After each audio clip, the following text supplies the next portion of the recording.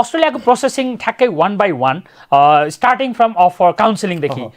एउटा भिजासम्मको स्टेज अलिकति भनिदिनुहोस् न। ओके, अस्ट्रेलियाको केसेसमा चाहिँ हामी के गर्छौँ भने सबैभन्दा फर्स्टमा चाहिँ तपाईँको फाइनेन्सलाई जब तपाईँले चाहिँ +2 सक्नुहुन्छ अथवा मास्टर्स सक्नुहुन्छ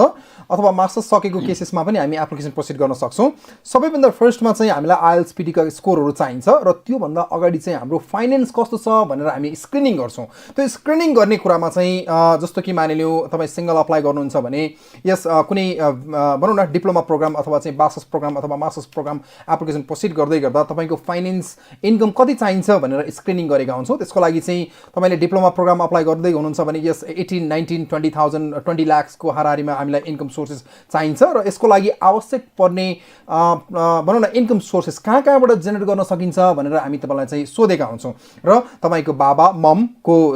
सोर्स अफ इन्कम चाहिँ तपाईँको बाबा मम अथवा तपाईँको सिब्लिङ्स चाहिँ प्राइमेरीमा पर्नुहुन्छ र केही युनिभर्सिटिजहरूले चाहिँ तपाईँको सिब्लिङ्सलाई पनि सेकेन्डरी मान्ने केसेसहरू पनि हुन्छ, तर जेनरली तपाईँको बाबा मम र सिब्लिङ्सलाई चाहिँ प्राइमेरी इन्कम सोर्सेस हो भनेर बुझ्नुपर्ने हुन्छ र उहाँहरूको इन्कम सोर्सेसलाई चाहिँ राख्नुपर्ने हुन्छ। जस्तो कि मानिलिनु स्यालेरी हुनसक्छ अथवा चाहिँ उहाँको बिजनेसको प्रफिटहरू हुनसक्छ अथवा उहाँहरूको चाहिँ ल्यान्ड लिज अथवा चाहिँ हाउस रेन्टका कुराहरू अथवा केही फ्यु पर्सेन्ट एग्रिकल्चर इन्कमलाई पनि एड गर्न सकियो र यी कुराहरूलाई सहित राखेर कसैको चाहिँ भेहिकल इन्कम छ भने पनि भेहिकलको इन्कमलाई पनि हामी जोड्न सक्छौँ। यो चाहिँ अफर आउनुभन्दा अगाडि अथवा चाहिँ हामी तपाईँ काउन्सिलिङमा आउँदै गर्दाखेरि स्क्रिनिङ गर्ने कुरालाई चाहिँ हामी एक्सप्लेन गर्छौँ र यो बनाइसकेपछि हामी चाहिँ युनिभर्सिटीमा एप्लिकेसन प्रोसिड गर्छौँ। सो युनिभर्सिटीमा एप्लिकेसन प्रोसिड गर्दै गर्दा तपाईँको आइएल्सका स्कोर, तपाईँको फाइनेन्स कस्तो छ भन्ने कुरालाई चाहिँ हामीले राख्न पर्ने हुन्छ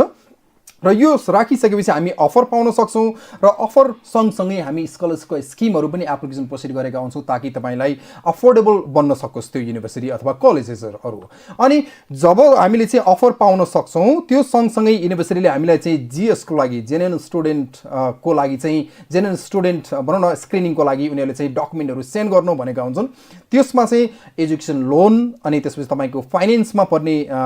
डकुमेन्टहरू जुन तपाईँले चाहिँ ब्याङ्क स्टेटमेन्टहरू बनाउनुहुन्छ अथवा चाहिँ इनल्यान्ड रेभेन्यू अथवा चाहिँ भनौँ न यसबाट ट्याक्स क्लियरेन्स गरेका कुराहरू अथवा वार्डमा बनाएका इन्कम सोर्सेसका कुराहरू र वार्डमा ट्याक्स पेमेन्ट गरेका कुराहरूलाई सबै कुराहरूलाई एकुमुलेट गरेर हामी युनिभर्सिटीमा पठाउँछौँ, इन्स्टिट्युसनमा पठाउँछौँ। जब तपाईँले चाहिँ इन्स्टिट्युसनमा हामी यो जिएस प्रोसेसको लागि हामी पठाउँछौँ उसले चाहिँ जिएस अप्रुभ गर्छ अथवा डिक्लाइन गर्छ। डिक्लाइन हुने केसेसमा किन डिक्लाइन भयो भनेर हामी युनिभर्सिटीलाई सोध्न सक्छौँ र नपुगेका कुराहरू युनिभर्सिटीले माग्न पनि सक्छ र यसरी चाहिँ जिएस अप्रुभ भइसकेपछि अनि हामी युनिभर्सिटीलाई ट्युसन फीहरू पेमेन्ट गर्न सक्छौँ एजुकेसन लोनको मार्फत अथवा तपाईँले ब्याङ्कमा भएका पैसाहरू देखाउनु भएको छ भने त्यसैबाट पनि हामीले पेमेन्टहरू गराउन सक्छौँ। जब हामीले चाहिँ युनिभर्सिटीमा पेमेन्टहरू गर्छौँ र पेमेन्ट गरिसकेपछि हामीले चाहिँ COE कन्फर्मेसन अफ इनरोलमेन्ट पाउन सक्छौँ र कन्फर्मेसन अफ इनरोलमेन्ट पाइसकेपछि हामी भिजा एप्लिकेसन प्रोसिड गर्न सक्छौँ। यो चाहिँ कम्प्लिट वे हो अस्ट्रेलियामा भिजा एप्लिकेसन प्रोसिड गर्ने आधारहरू।